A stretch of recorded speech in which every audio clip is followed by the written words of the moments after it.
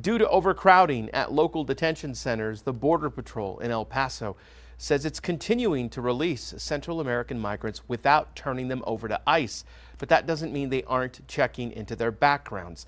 KFOX 14 News at 5's Ryan Hill rode along with Border Patrol to find out what steps they're taking before releasing migrants from custody. He is live in the studio with more. Ryan.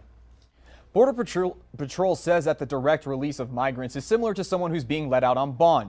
Agents aren't able to track them, but they are given paperwork and a summons requiring to show up in immigration court. The Border Patrol in El Paso is averaging more than 700 apprehensions a day. Whether we release them ourselves on their own recognizance or they go to ICE and then ICE does the release, they're going to have documentation proving that they were under custody and they're pending an immigration hearing. Today, I rode along with U.S. Border Patrol agent Fidel Baca in the Chihuahuita neighborhood near downtown El Paso. Within an hour of that ride along, how many total did you count? 75. Agents apprehended nearly 100 migrants. That included Iris and her 3 children who are from Guatemala. They are here seeking asylum.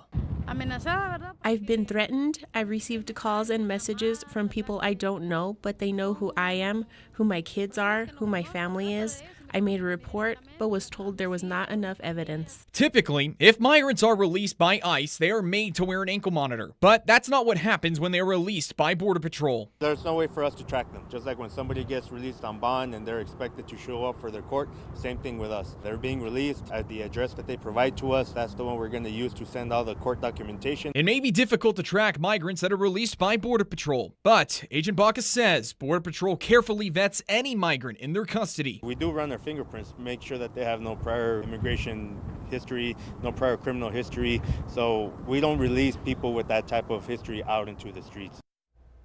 Agent Baca says Border Patrol uses other countries' criminal databases and Border Patrol's database to verify if someone has committed a crime outside of the U.S.